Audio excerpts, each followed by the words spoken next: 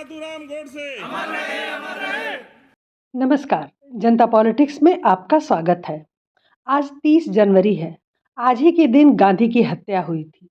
कुछ लोग इसे बलिदान दिवस, शहीद दिवस या शहादत दिवस के नाम से मनाते हैं, लेकिन क्षमा करें, मैं सिर्फ एक हत्या ही मानती हूँ, इससे ज़्यादा कुछ नहीं। वैसे तो सभी गांधी विरोधी इस घटना को गांधी वध के नाम से प्रचारित करते हैं। फिलहाल आज हम बात करेंगे नाथूराम गोडसे की और उन्होंने क्या कहा गांधी की हत्या के बाद। यह जानना और सुनना हम सब के लिए ज़रूरी है। और वो दिन था 10 फरवरी 1949 का, जब दिल्ली के लाल किले के आसपास आवाजाही रोक दी गई थी। सुरक्षा बलों की भारी तैनाती थी। गांधी की हत्या पर अदालत का फैसला आने वाला था। लाल किले के भीतर ही विशेष अदालत बनाई गई थी। ठीक 11:20 पर नाथूराम गोडसे के साथ 8 अन्य अभियुक्त कोर्ट रूम में लाए गए। केवल सावरकर के चेहरे पर गंभीरता थी, जबकि नाथूराम गोडसे, नारायण आप्टे और विष्णु करकरे मुस्कुराते हुए अंदर आए। जज आत्माचरण कोर्ट रूम में 11:30 बजे पहुंचे। जज ने बैठते ही नाथूराम गोडसे का नाम पुकारा, जिस पर गोडसे खड़े हो गए। फिर बारी बारी से सभी का नाम बोला गया। जज आत्माचरण ने गांधी की हत्या में नाथूराम गोडसे और नारायण आप्टे को फांसी की सजा सुनाई। विष्णु करकरे, मदन लाल पाहवा, शंकर कृष्टया, गोपाल गोडसे और दत्तात्रेय परचुरे को आजीवन कैद की सजा सुनाई गई। जज ने सावरकर को बेगुनाह करार दिया और उन्हें तत्काल रिहा करने का आदेश दिया। फैसला सुनने के बाद कटघरे से निकलते हुए गोडसे समेत सभी ने हिंदू धर्म की जय, तोड़ के रहेंगे पाकिस्तान और हिंदी हिंदू हिंदुस्तान के नारे लगाए। यह कोई पहली बार नहीं था जब गोडसे ने कोर्ट रूम में नारा लगाया था। लाल किले में सुनवाई के दौरान 8 नवंबर 1948 को गवाही पूरी होने के बाद कोर्ट में नाथूराम गोडसे से पूछा कि वो कुछ कहना चाहते हैं। इस पर गोडसे ने कहा कि वो 93 पन्ने का अपना बयान पढ़ना चाहते हैं। गोडसे ने 10:15 से बयान पढ़ना शुरू किया। बयान पढ़ने से पहले उन्होंने बताया कि लिखित बयान 6 हिस्सों में है। गोडसे ने कहा कि पहले हिस्से में साजिश और उससे जुड़ी चीज़ें, दूसरे हिस्से में गांधी की शुरुआती राजनीति, तीसरा हिस्सा गांधी की राजनीति के आखिरी चरण, चौथा हिस्सा गांधी और भारत की स्वतंत्रता की लड़ाई, पांचवा हिस्सा आज़ादी के सपनों का बिखरना और आखिरी हिस्सा राष्ट्र विरोधी तुष्टीकरण की नीति है। गोडसे ने मीडिया से अपील की कि उनके बयान को कोई बिना संदर्भ के न छापे। 45 मिनट पढ़ने के बाद गोडसे कोर्ट रूम में ही चकरा कर गिर गए। कुछ देर बाद उन्होंने फिर से लिखित बयान पढ़ना शुरू किया और पूरा पढ़ने में लगभग 5 घंटे का वक्त लगा। इस दौरान वो बार बार पानी पीते रहे। गोडसे ने अपने बयान का अंत अखंड भारत अमर रहे और वंदे मातरम के नारों से किया। गोडसे के इस बयान को चीफ प्रोसिक्यूटर ने कोर्ट के रिकॉर्ड से हटाने का आग्रह किया और कहा कि यह पूरी तरह से महत्वहीन है। इस पर गोडसे ने कोर्ट में कहा कि भारत की वर्तमान सरकार पर उन्हें भरोसा नहीं है, क्योंकि यह सरकार मुस्लिम परस्त है। हालांकि जज आत्माचरण ने गोडसे के बयान को रिकॉर्ड से हटाने से इनकार कर दिया और कहा कि अदालतों में लिखित बयान स्वीकार किए जाते हैं। उस दिन भी कोर्ट रूम खचाखच भरा हुआ था। 9 नवंबर 1948 को जज आत्माचरण ने नाथूराम से 28 सवाल पूछे। एक सवाल के जवाब में गोडसे ने कहा था कि हाँ, गांधी जी को मैंने गोली मारी थी। गोली मारने के बाद एक आदमी ने मुझे पीछे से सिर पर मारा और खून निकलने लगा। मैंने उससे कहा कि जो मैंने प्लान किया था वही किया और मुझे कोई पछतावा नहीं है। उस आदमी ने मेरे ऊपर पिस्टल भिड़ा दी और कहा कि तुम्हें गोली मार दूंगा। मैंने उससे कहा कि मुझे गोली मार दो, मैं मरने के लिए तैयार हूँ। गांधी के पुत्र देवदास गांधी गोडसे से मिलने थाने पहुंचे थे। इस मुलाकात का जिक्र नाथूराम के छोटे भाई और सह अभियुक्त गोपाल गोडसे ने अपनी किताब मैंने गांधी वध क्यों किया में लिखा है। गोपाल गोडसे को फांसी नहीं हुई, कैद की सजा हुई थी। जब देवदास गांधी पिता की हत्या के बाद संसद मार्ग स्थित पुलिस थाने पहुंचे, तब नाथूराम गोडसे ने उन्हें पहचाना था। गोडसे ने देवदास गांधी से कहा कि मैं नाथूराम विनायक गोडसे हूँ, हिंदी अखबार हिंदू राष्ट्र का संपादक। आज तुमने अपने पिता को खोया है, मेरी वजह से तुम्हें दुख पहुंचा है। तुम पर और तुम्हारे परिवार को जो दुख पहुंचा है, इसका मुझे भी बड़ा दुख है। कृपया मेरा यकीन करो, मैंने यह काम किसी व्यक्तिगत रंजिश के चलते नहीं किया। न तो मुझे तुमसे कोई द्वेष है और ना ही कोई खराब भाव। देवदास ने तब पूछा कि तुमने ऐसा क्यों किया? जवाब में नाथूराम ने कहा कि केवल और केवल अपने राष्ट्र के लिए ऐसा किया। गोपाल गोडसे ने अपनी पुस्तक के अनुच्छेद में नाथूराम की वसीयत का जिक्र किया, जिसकी अंतिम पंक्ति है कि अगर सरकार अदालत में दिए गए मेरे बयान पर से पाबंदी हटा लेती है, ऐसा जब भी हो मैं तुम्हें उसे प्रकाशित करने के लिए अधिकृत करता हूँ। आखिर ऐसा क्या था गोडसे के उस बयान में? वैसे तो वह बयान 92 पृष्ठों का था, लेकिन उसके कुछ मुख्य बातों पर हम निगाह डाल सकते हैं और गांधी की हत्या के कारणों को हम आपको बीबीसी के शब्दों में बताएंगे, जिससे उसकी विश्वसनीयता पर कोई सवाल न उठ सके, क्योंकि बीबीसी की हिंदू विरोधी मानसिकता से सभी परिचित हैं। बीबीसी लिखता है कि नाथूराम गोडसे ने गांधी की हत्या के बारे में क्या कहा। गोडसे के शब्द थे, 32 साल तक विचारों में उत्तेजना भरने वाले गांधी ने जब मुस्लिमों के पक्ष में अपना अंतिम उपवास रखा, तो मैं इस नतीजे पर पहुंच गया कि गांधी के अस्तित्व को तुरंत खत्म करना होगा। गांधी ने दक्षिण अफ्रीका में भारतीय समुदाय के लोगों को हक दिलाने की दिशा में अच्छा काम किया था, लेकिन जब वे भारत आए तो उनकी मानसिकता कुछ इस तरह की बन गई कि क्या सही है और क्या गलत, इसका फैसला लेने के लिए वे खुद को अंतिम जज मानने लगे। अगर देश को उनका नेतृत्व चाहिए तो यह उनकी अपराजेयता को स्वीकार करने जैसा था। अगर देश उनके नेतृत्व को स्वीकार नहीं करता तो वे कांग्रेस से अलग राह पर चलने लगते। इस सोच ने नाथूराम को गांधी की हत्या के लिए उकसाया। नाथूराम ने भी कहा कि इस सोच के साथ दो रास्ते नहीं हो सकते, या तो कांग्रेस को गांधी के लिए अपना रास्ता छोड़ना होता और गांधी की सारी सनक, सोच, दर्शन और नजरिए को अपनाना होता, या फिर गांधी के बिना आगे बढ़ना होता। तीसरा आरोप यह था कि गांधी ने पाकिस्तान के निर्माण में मदद की। नाथूराम ने कहा कि जब कांग्रेस के दिग्गज नेता गांधी की सहमति से देश के बंटवारे का फैसला कर रहे थे, उस देश का जिसे हम पूजते रहे हैं, मैं भीषण गुस्से से भर रहा था। व्यक्तिगत तौर पर किसी के प्रति मेरी कोई दुर्भावना नहीं है, लेकिन मैं कहना चाहता हूं कि मैं मौजूदा सरकार का सम्मान नहीं करता, क्योंकि उसकी नीतियां मुस्लिमों के पक्ष में थी। लेकिन उसी वक्त मैं ये साफ देख रहा हूं कि ये नीतियां केवल गांधी की मौजूदगी के चलते थी। 13 जनवरी 1948 को दिन में करीब 12 बजे गांधी दो मांगों को लेकर भूख हड़ताल पर बैठ गए। पहली मांग थी कि पाकिस्तान को भारत द्वारा 55 करोड़ रुपए दिए जाएं और दूसरी कि दिल्ली में मुसलमानों पर होने वाले हमले रोके जाएं। गांधी की भूख हड़ताल के तीसरे दिन यानी 15 जनवरी को भारत सरकार ने घोषणा की कि वो पाकिस्तान को तत्काल 55 करोड़ रुपए देगी। इस घोषणा से गांधी के खिलाफ कट्टर हिंदू बहुत नाराज हो गए, खास तौर पर हिंदू महासभा। महात्मा गांधी ने प्रार्थना के बाद दिए भाषण में कहा कि मुसलमानों को उनके घरों से बेदखल नहीं किया जाना चाहिए। हिंदू शरणार्थियों को किसी भी तरह की हिंसा में शामिल नहीं होना चाहिए, जिसकी वजह से मुसलमान अपना घर बार छोड़ने पर मजबूर हों।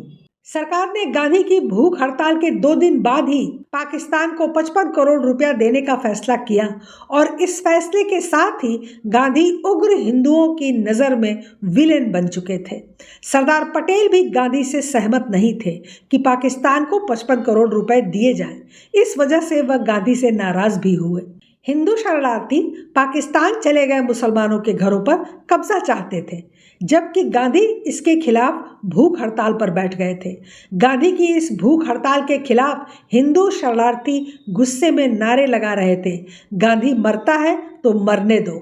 लेकिन गांधी मुसलमानों के छोड़े गए घरों और रुके हुए मुस्लिम समुदाय को सुरक्षित करने के लिए अड़े रहे। 18 जनवरी 1948 को एक शांति समिति बनी। गांधी को भरोसा दिया गया कि महरौली में सूफी संत कुतुबुद्दीन बख्तियार काकी का उर्स हर साल की तरह मनाया जाएगा। मुसलमान दिल्ली के अपने घरों में जा सकेंगे। मस्जिदों को हिंदुओं और सिखों के कब्जे से खाली कराया जाएगा, मतलब शरणार्थियों को वहां से भी भगाया जाएगा। मुसलमान इलाकों को अवैध कब्जों से छुड़ाया जाएगा। डर से जो मुसलमान अपना घर छोड़कर भागे हैं, उनके वापस आने पर हिंदू अब कोई आपत्ति नहीं जताएंगे।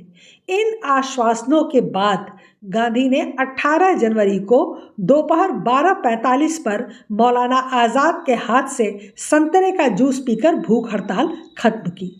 ये 18 जनवरी की घटना है। आप कल्पना कीजिए कि अगर उसी माह के अंदर गांधी को न मारा गया होता तो आगे और क्या क्या देखना और सहना पड़ता देश को।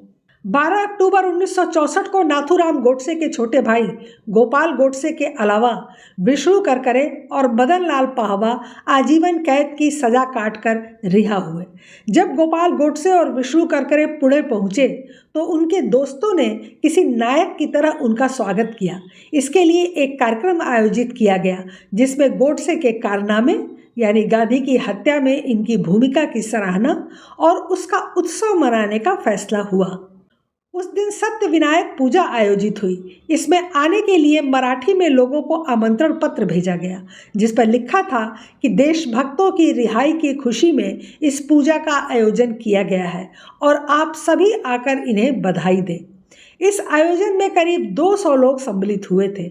सबसे हैरान करने वाला रहा लोकमान्य बाल गंगाधर तिलक के नाती जीवी केतकर का बयान। जीवी केतकर उन दो पत्रिकाओं केसरी और तरुण भारत के संपादक रहे थे जिन्हें तिलक ने शुरू किया था। केतकर हिंदू महासभा के विचारक के तौर पर जाने जाते थे। केतकर ही इस आयोजन की अध्यक्षता कर रहे थे। पूजा के बाद गोपाल गोडसे और करकरे ने जेल के अनुभवों को साझा किया और इसी दौरान लोकमान्य तिलक के नाती केतकर ने कहा कि उन्हें पहले से ही गांधी की हत्या की योजना का पता था और खुद नाथूराम गोडसे ने ही उन्हें बताया था। जीवी केतकर ने कहा कि गोडसे ने कहा था कि गांधी कहते हैं कि वो 125 साल तक जिंदा रहेंगे, लेकिन उन्हें 125 साल तक जीने कौन देगा। तब मैंने नाथूराम से पूछा कि क्या वो गांधी को मारना चाहते हैं। उन्होंने कहा कि हाँ, क्योंकि वो नहीं चाहते कि गांधी देश में और समस्याओं का कारण बने। केतकर का यह बयान प्रेस में आग की तरह फैला। इंडियन एक्सप्रेस के रिपोर्ट में वो तस्वीर भी छपी जिसमें नाथूराम गोडसे की तस्वीर को माला पहनाकर श्रद्धांजलि दी गई थी और उन्हें देशभक्त बताया गया था। इसके बाद केतकर को गिरफ्तार कर लिया गया और गोपाल गोडसे को फिर से गिरफ्तार कर जेल भेज दिया गया। नाथूराम गोडसे की याचिका पर सुनवाई करने वाले जस्टिस जीडी खोसला ने एक किताब लिखी जिसमें गोडसे की फांसी के अंतिम क्षणों का वर्णन है। वो लिखते हैं कि जब फांसी के लिए गोडसे को ले जाया जा रहा था तो गोडसे आगे चल रहे थे। उनके कदम कमजोर पड़ रहे थे। वो बार बार अखंड भारत के नारे लगा रहे थे। फांसी के लिए जाते वक्त नाथूराम के एक हाथ में गीता और अखंड भारत का नक्शा था और दूसरे हाथ में था भगवा ध्वज। दावा है कि फांसी का फंदा पहनाए जाने से पहले उन्होंने नमस्ते सदा वत्सले का उच्चारण किया और नारे लगाए थे, अखंड भारत और वंदे मातरम के। नाथूराम का शव उनके परिवार को नहीं दिया गया था। अंबाला जेल के अंदर ही एक गाड़ी में डालकर उनके शव को पास की घाघर नदी में ले जाकर गुपचुप तरीके से सरकार ने अंतिम संस्कार कर दिया था। गोडसे ने अपनी अंतिम इच्छा लिखकर दी थी कि उनके शरीर के कुछ हिस्से को संभाल कर रखा जाए और जब सिंधु नदी स्वतंत्र भारत में फिर से समाहित हो जाए और फिर से अखंड भारत का निर्माण हो जाए तब उनकी अस्थियां उसमें प्रवाहित की जाएं। इसमें 2-4 पीढ़ियां भी लग जाएं तो कोई बात नहीं। उनकी अंतिम इच्छा अब भी अधूरी है और शायद ही कभी पूरी हो सके। इस घटना के बाद गोडसे को अपराधी, आतंकवादी और जाने क्या क्या कहा जाता है। लेकिन सवाल है कि नाथूराम गोडसे के खिलाफ गांधी को मारने के अलावा कोई और आपराधिक इतिहास नहीं है। इस एक घटना के कारण किसी को आतंकवादी नहीं ठहराया जा सकता। दूसरी बात कि गांधी के खिलाफ देश की जनता के मन में भी बहुत उद्गार थे। उसके अनेकों नेक कारण थे, जैसे कि देश का बंटवारा। पहले तो माने नहीं, फिर बाद में ये कह दिया कि जिसको जाना है जाए और जिसको नहीं जाना है वो यहीं रह सकता है। और फिर जब वो यहीं रह सकता है तो देश बांटने की क्या ज़रूरत थी। उनके ढोंग का एक बहुत बड़ा नमूना था जब संपूर्ण गांधी वाङ्मय में उनका एक भाषण छपा, जिसमें उन्होंने कहा है कि स्त्रियों को अपनी इज्जत बलात्कारियों से बचाने के लिए अपना गला घोंटकर मर जाना चाहिए, वो बेहतर विकल्प है। जब इस पर प्रतिक्रिया आई तो गांधी ने अपने बयान पे माफ़ी नहीं मांगी, बल्कि ये कहा कि मेरी डॉक्टरों से बात हुई है और अपने हाथ से गला दबाकर आत्महत्या करना प्रैक्टिकली संभव नहीं है। ऐसे में उन्हें किसी तेज जहर को साथ में रखना चाहिए, जिसे खाकर अपनी जान दे देनी चाहिए। अब ऐसे में किसी व्यक्ति का खून खौल जाए और वो गोली मार दे तो क्या आप उसे आतंकवादी घोषित कर देंगे? कदापि नहीं। ऐसा कोई भी न्यायाधीश नहीं कर सकता। आप सहज कल्पना कीजिए, या कोई भी समकालीन भारतीय जिसने पाकिस्तान से हिंदुस्तान की ओर आ रही ट्रेनों में खचाखच भरी लाखों हिंदुओं की लाशों का ढेर, जिनके डिब्बों पर लिखा होता था पाकिस्तान की ओर से हिंदुस्तान को आज़ादी का तोहफा। हिंदुस्तान की हर गली हर सड़क पर जानवरों से भी बदतर हाल में जी रहे करोड़ों हिंदू शरणार्थियों को जिसने भी देखा है वह भी यही कहेगा कि हाँ, नाथूराम गोडसे ने गांधी वध करके अत्यंत पुण्य का कार्य किया। और सोचिए, यदि गोडसे ने गांधी को न मारा होता तो आज हमारी किताबों में वो महात्मा न होते, क्योंकि बंटवारे के पाप और लाखों लोगों की मौत, बलात्कार के पाप का सीधा आरोप गांधी के मत्थे लगता। गोडसे ने तो उन्हें मुक्त कर दिया इन सब अपराधों से। गांधी को तो गोडसे का एहसानमंद होना चाहिए। यह बात अलग है कि हिंदुओं ने गोडसे के बलिदान का आदर नहीं किया। हिंदुओं ने गांधी की हत्या के बाद हिंदुत्व की अर्थी निकाल दी। 1947 में जब एक कौम मजहब के आधार पर पाकिस्तान मांग रही थी, तब हिंदुओं ने शेष भारत को मुस्लिम लोगों के बगैर रहने की मांग नहीं की। उल्टे हिंदुस्तान में रह गए मुस्लिमों का तुष्टीकरण करने वाली पार्टी को 60 साल तक वोट देते रहे।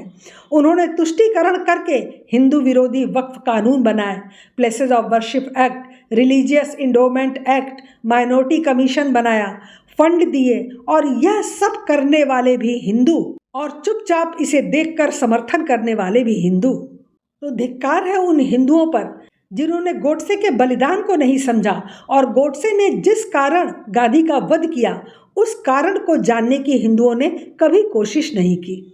कहा जाता है कि गोडसे गांधी की धर्मनिरपेक्ष विचारधारा से नफरत करते थे और राष्ट्रीय स्वयंसेवक संघ व हिंदू महासभा ने उनका ब्रेन वॉश किया था। लेकिन सच केवल यही है कि वो एक महान राष्ट्रभक्त थे जिन्होंने अपना जीवन देकर इस देश को बचा लिया। शत शत नमन है उन्हें। फिलहाल आज के लिए बस इतना ही। हमारे चैनल को सब्सक्राइब करें, लाइक करें और शेयर करें। अपने विचार हमें कमेंट बॉक्स में ज़रूर बताएं। धन्यवाद। नमस्कार।